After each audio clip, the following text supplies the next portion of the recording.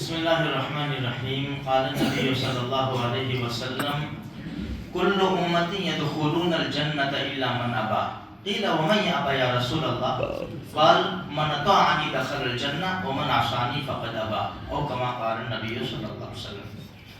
اللہ کے رسول صلی اللہ علیہ وسلم نے ارشاد فرمایا میرا ہر امتی جنت میں داخل ہوگا مگر جس نے انکار کیا.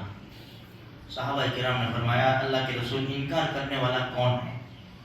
اللہ کے رسول نے بہت سادہ جواب دیا، من اطاعنی دخل الجنہ، جس نے میری اطاعت کی وہ جنت میں داخل ہوگا، ومن عصانی، اور جس نے میری نافرمانی کی اس نے انکار کیا.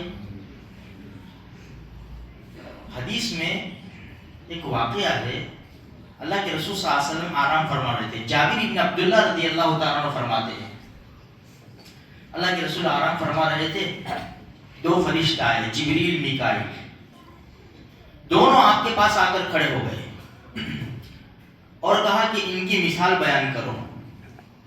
تو ایک نے دوسرے سے کہا کہ یہ تو سوئے ہوئے ہیں. فرمایا ان کی آنکھیں سوتی ہے، دل نہیں سوتا.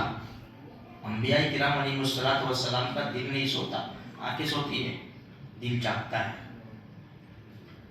تو کہا کہ سوئے ہوئے نہیں، ان کی آنکھیں سوئی ہے، دل جاگ رہا ہے. تو کہا کہ ان کی مثال بیان کرو. تو دوسرے فرشتے نے کہا ایک گھر بنایا، اس میں دسترخوان لگایا اور ایک بلانے والا گیا، سب کو دعوت دی. جس نے دعوت قبول کی وہ آیا اور گھر میں داخل ہوا، دسترخوان سے کچھ کھایا. اور جس نے دعوت قبول نہیں کی وہ نہیں آیا اور اس نے نہیں کھایا. تو پھر ایک نے دوسرے سے کہا اس کی تفصیل بیان کرو تاکہ سمجھ میں آ جائے. تو پھر واپس کہا سوئے ہوئے ہیں. فرمایا نہیں، ان کی آنکھیں سوئی ہیں، دل جاگ رہا ہے. فرمایا اس کی تفصیل یہ ہے کہ گھر جو بنایا وہ تو جنت ہے، اور جو بلانے والے ہیں وہ یہ ہے محمد رسول اللہ صلی اللہ علیہ وسلم، کہ لوگوں کو دعوت دی اپنے دین کی طرف.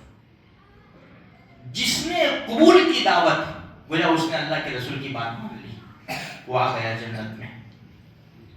اور جس نے انکار کیا اس نے اللہ کے رسول کی بات نہیں مانی. اس میں بہت بڑا سبق ہمارے لیے ہے میرے بھائیوں. 24 گھنٹے میں ہمارے پاس اللہ کے رسول کے حکم آتے ہیں، کھانے پینے میں، چلنے پھرنے میں، شادی بیاہ میں، خوشی غمی میں، تجارت میں، لین دین میں، رہن سہن میں، پڑوسیوں میں، ہر ایک میں آتے ہیں.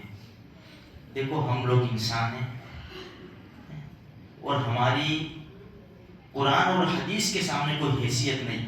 یعنی کیا مطلب؟ ہمیں ماننا ضروری ہے، یہ ہماری حیثیت نہیں کہ ہم نہ مانیں. اس لیے ہر کام اللہ کے رسول صلی اللہ علیہ وسلم کے بتائے ہوئے طریقے پر ہمیں کرنا چاہیے. کیوں؟ اس لیے کہ اگر ہم اللہ کے رسول کی بات مانیں گے تو ہم نے اللہ کے رسول کی دعوت پر لبیک کہا اور ہم آ گئے، گھر میں داخل ہو گئے، یعنی جنت میں داخل ہو گئے اور ہم نے جنت کے دسترخوان سے ہم نے کھا لیا.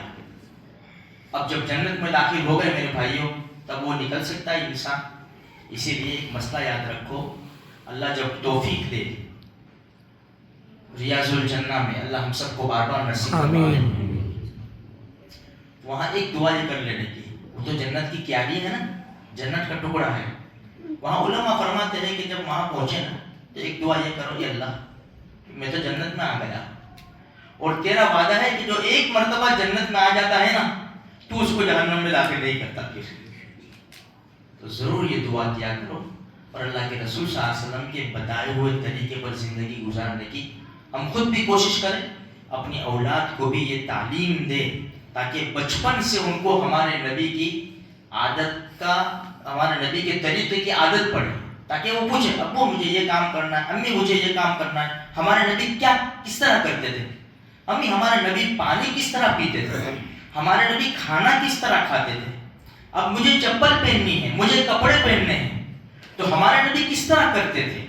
تو ہم سکھا سکیں بیٹا جب کپڑے پہنو تو